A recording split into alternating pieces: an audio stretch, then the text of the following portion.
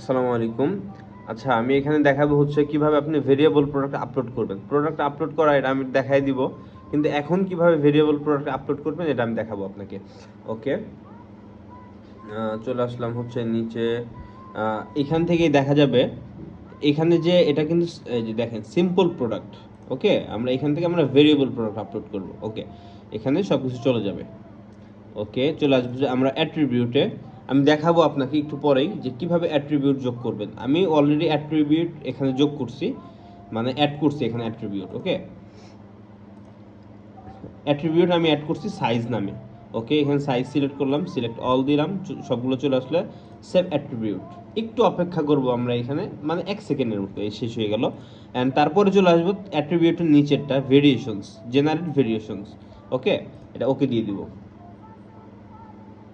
And তারপরে auto এখানে কিন্তু চলে আসবে, বুঝতে পারছেন? চলে আসার পর আপনি এখান থেকে চাইলে ম্যানুয়ালি একটার মধ্যে ঢুকে ঢুকে দেখতে পারবেন। এটা 36 মধ্যে একটা এক্সট্রা পিকচার দিতে পারবেন। এখানে এখানে স্টক দিতে পারবেন, regular regular price, sell price, কয়টা স্টক আছে আপনার এখানে, আউট অফ স্টক, কয় কেজি, হাবিজাবি অনেক কিছু দেওয়া যায়। আমরা যেহেতু এখানে সহজভাবে কাজ করব, তো এখানে আমরা সংক্ষেপে জিনিস দেবো। এখান থেকে বাল্ক অ্যাকশন থেকে আমরা সবগুলোর উপর একই জিনিস বারবার অ্যাপ্লাই করব বাল্ক অ্যাকশনের মাধ্যমে। ওকে, বাল্ক অ্যাকশন থেকে কী করবো, আমরা প্রথমে একটা রেগুলার প্রাইস সেট করব। ওকে, সেট রেগুলার প্রাইস, এখানে চলে আসলো। এখানে দিব কত প্রাইস, 1850 টাকা, 1850। ওকে, রেগুলার প্রাইস সেট করছে, এখন করতে হবে সেল প্রাইস। ওকে, সেল প্রাইস। ওকে, 1450 টাকা। ওকে, এটা কিন্তু হয়ে গেছে। এখানে হয়েছে যে কিভাবে দেখবো, আপনার এখানে ক্লিক করলে দেখতে পারবেন প্রত্যেকটার মধ্যেই সেম হয়েছে, রেগুলার প্রাইস, সেল প্রাইস। ওকে, আর চাইলে আপনারা এখানেও পিকচার দিতে পারেন প্রত্যেকটা সাইজের অনুযায়ী।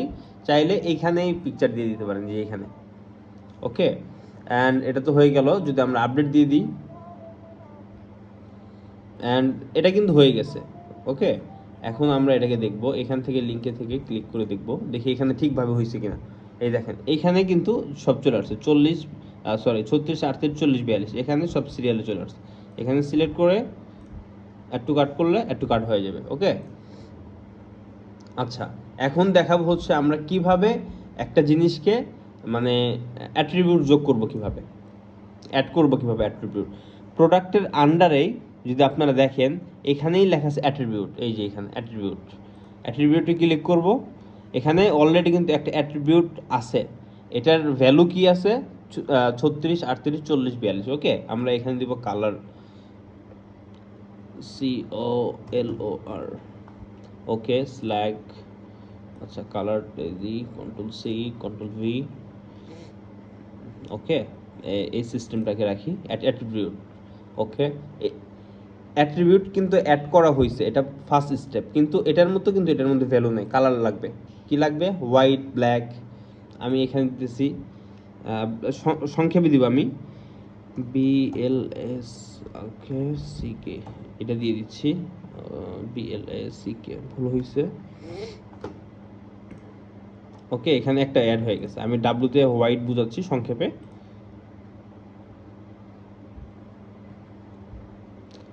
যদি আমরা এখানে বি দিই, বিতে ব্লু ধরলাম, জাস্ট পারপাসে ধরলাম। ওকে, এটা কিন্তু অলরেডি অ্যাড হয়ে গেছে। এখন যদি আমি চাই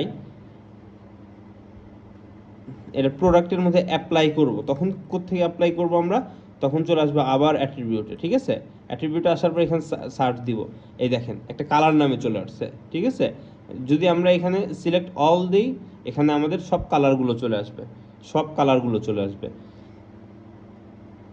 অ্যান্ড ওকে, সেভ অ্যাট্রিবিউট যদি দিই, চলে আসবে আমাদের ভেরিয়েশনের মধ্যে। এই যে প্রত্যেকটার মধ্যে এই যে ব্ল্যাক, হোয়াইট, ধরেন এগুলো দেওয়া যাবে। ওকে, তো আমি এখান থেকে আর সেভ দিচ্ছি না, সেভ দিলে হচ্ছে অন্য জায়গায় চেঞ্জ হয়ে যাবে। চেঞ্জ হয়েছে কি না, হওয়ার তো কথা না, যেহেতু আপডেট দিয়ে নেই। দেখি একটু। ও, এই যে কালার হিসাবে নিচে চলে আসছে, এটা অটো সেভ হয়ে গেছে। ওকে, তো আমরা এখন এটাকে কেটে দিব। আমরা অ্যাট্রিবিউট থেকে কালার যে অ্যাট্রিবিউটটা আছে এটাকে কেটে দিব, সেভ অ্যাট্রিবিউট। এখান থেকে আপডেট দিয়ে দিই, যেন কোনো প্রবলেম না হয় পরবর্তীতে। এই যে এখানে কালার ছিল, কালারটা চলে যাবে এখন। এই যে কালার চলে গেছে, কারণ এখান থেকে আমরা অ্যাট্রিবিউট কেটে দিছি। ওকে, আমরা এখান থেকে আরও অনেক কিছু আছে এটার মধ্যে, যখন যেটা দরকার হবে ওটা করা যাবে। ওকে, এটা কেটে দিচ্ছি আপাতত, যেহেতু লাগবে না, নয়তো ওয়েবসাইট ভারী হবে এক্সট্রা জিনিসের কারণে। ওকে।